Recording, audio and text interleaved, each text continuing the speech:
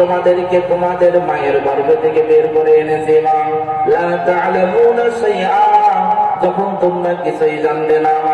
Most important একটা বিষয়, দেখেন আমাদের মায়ের পেটে আমরা ছিলাম, তার পূর্বের কথা আল্লাহ পাক মনে করে দিচ্ছেন।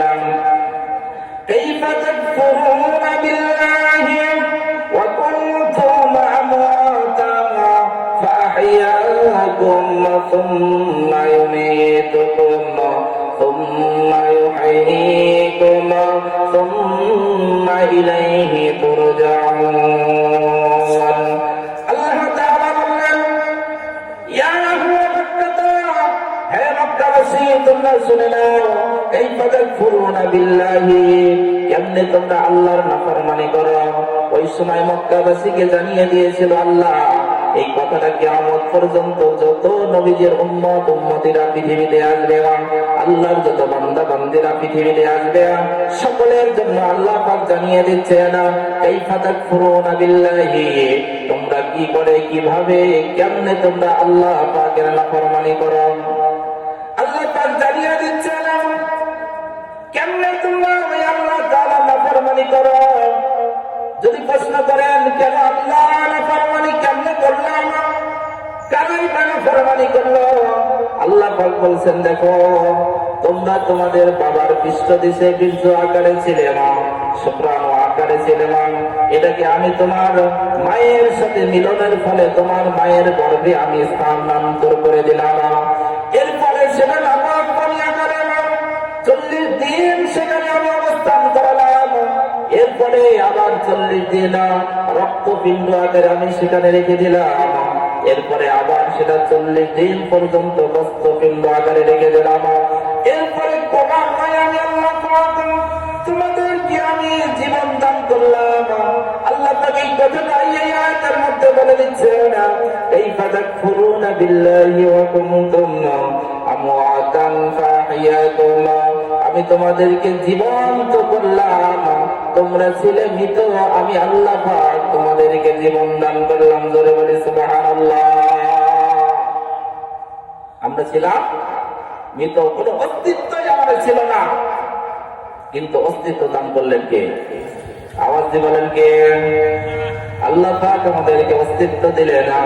এরপরে আল্লাহ পাক সূরা নাহলের মধ্যে বলতেছেন, আল্লাহু খালাকাকুম সুম্মা ইয়াতাওয়াফাকুম ওয়া মিনকুম মান ইউরাদ্দু ইলা আরযালিল উমরি লিকাই লা ইয়ালামা বা'দা ইলমিন শাইআ ইন্নাল্লাহা আলীমুন কাদির। আল্লাহু আকবার।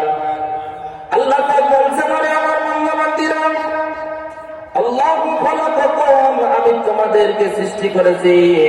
আল্লাহ পাক দাবি করছেন, কিন্তু এখানে আমার বান্দা-বান্দীরা, আমি আল্লাহই তোমাদেরকে সৃষ্টি করেছি। সুম্মা ইয়াতাওয়াফাকুম, এরপরে আমি কিন্তু তোমাদেরকে মৃত্যু দান করব। একটু আওয়াজ দিয়ে বলেন, আমাদের মৃত্যু দান করেন কে? আল্লাহ। তাহলে যে আল্লাহ আমাদেরকে তিনি দাবি করে বলছেন, আমি আল্লাহ তোমাদেরকে সৃষ্টি করেছি, আবার আমি আল্লাহ তোমাদেরকে মৃত্যু দান করব।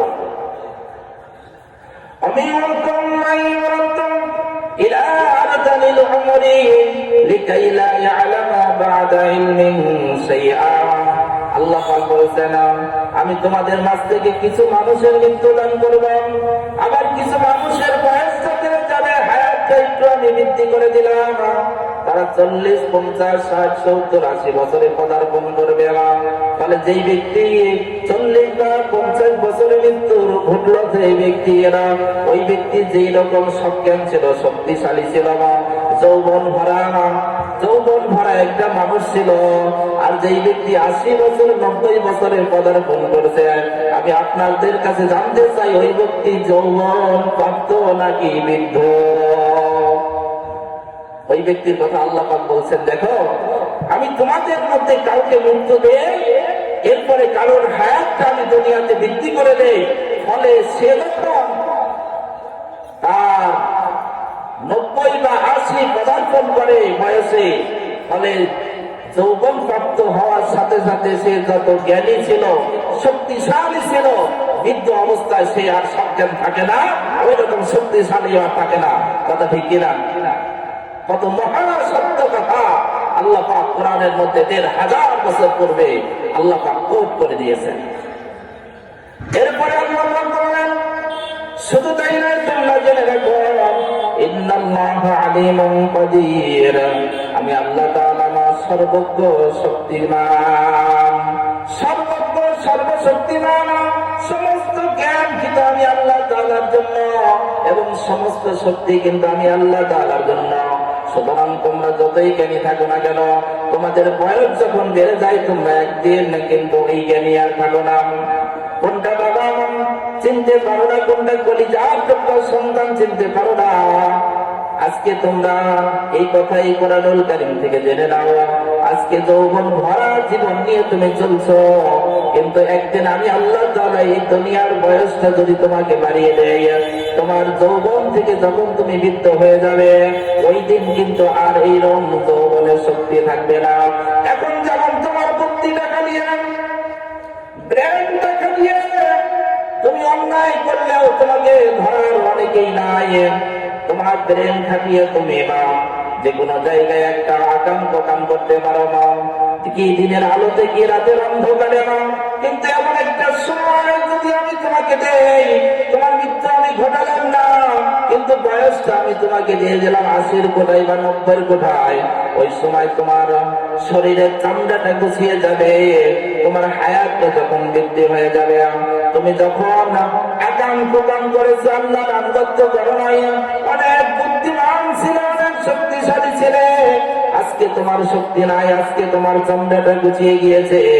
সুতরাং আজকে তোমার জ্ঞান নাই, আজকে তোমার আপন কলিজার টুকরা সন্তানকে তোমার দেখেও না দেখার ভান করতে হচ্ছে। আজকে আপন সন্তানকে দেখেও তুমি চিনতে পারছো না। আপন সন্তানকে একটু হাত দিয়ে একটু তার হাতটা ধরার ক্ষমতা নাই, বিছানায় শায়িত আছে। আল্লাহ পাক ওই দিনকার কথা স্মরণ করে দিচ্ছেন, ওই দিন আসার পূর্বে তুমি স্মরণ করো। আল্লাহ তাআলা বলেন, وَجَعَلَ لَكُمُ السَّمْعَ وَالْأَبْصَارَ وَالْأَفْئِدَةَ, বান্দা শুধু তোমার মায়ের পেট থেকেই আমি তোমাকে বের করি নাই, আবার বের করে আমি তোমাকে যে জ্ঞানগুলো দিয়েছি, এই জ্ঞানের কথা তুমি স্মরণ করো। আল্লাহ পাক কেন এই উদাহরণগুলো পেশ করছেন, কথাগুলো মনোযোগ দিয়ে শুনলেই বোঝা যাবে। আল্লাহ পাক বলছেন, তোমাদের মায়ের পেট থেকে আমি তোমাদেরকে বের করেছি, এরপরে তোমরা তখন কিছুই জানতে না, কিন্তু আমি আল্লাহ তাআলা তোমাদেরকে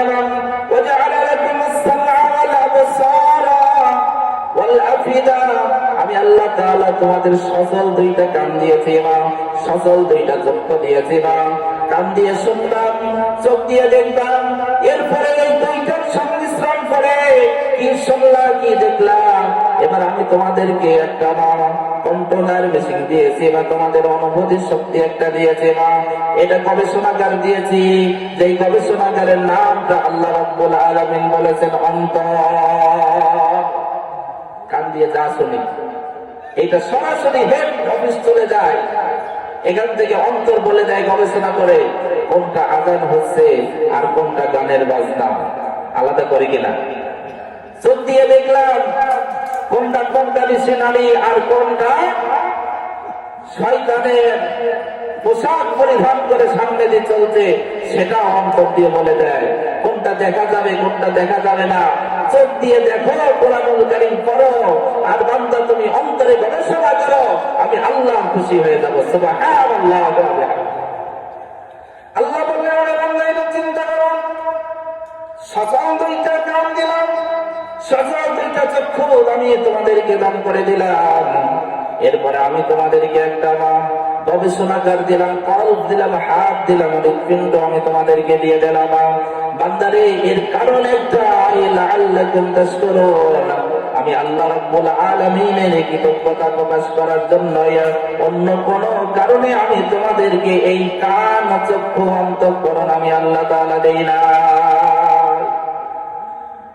এখন একটু চিন্তা করি আমরা যে আসলেই তো তাই, আমরা এক সময় মৃত ছিলাম, কোন অস্তিত্বই ছিল না। বাবা মায়ের সংস্পর্শে, বাবা মায়ের মিলনের কারণে আমরা মায়ের পেটে আসলাম।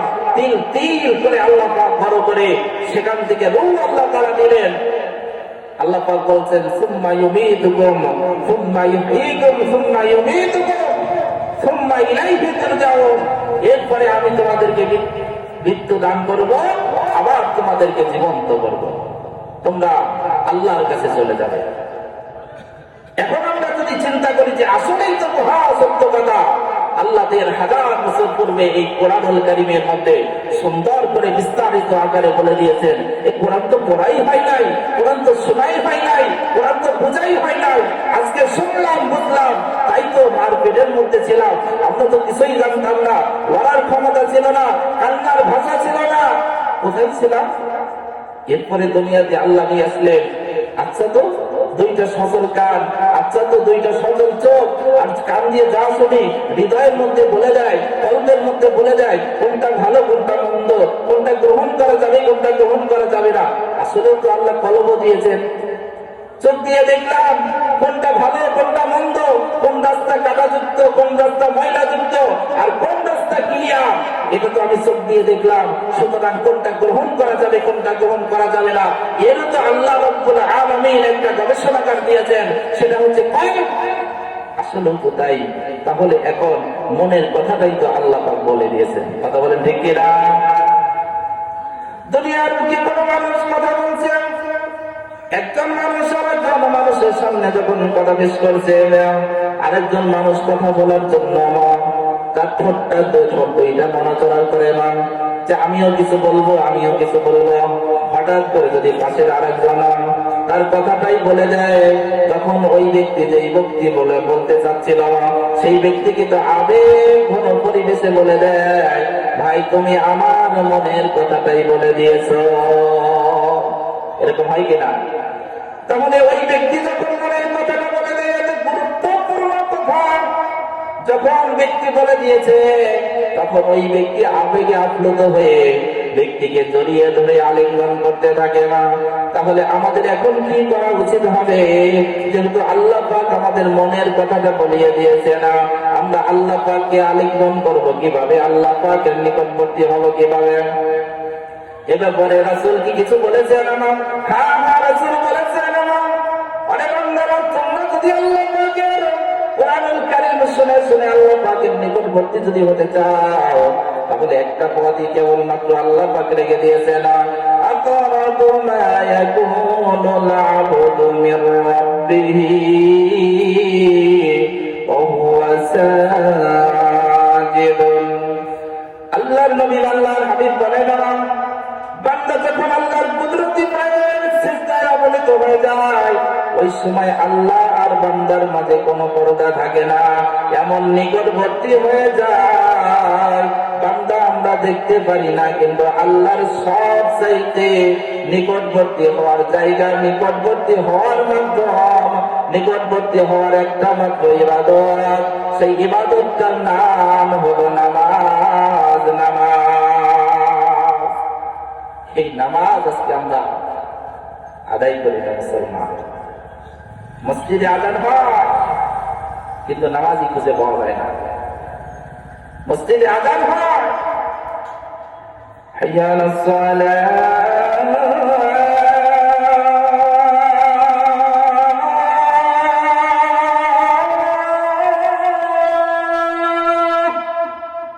হয় কিনা?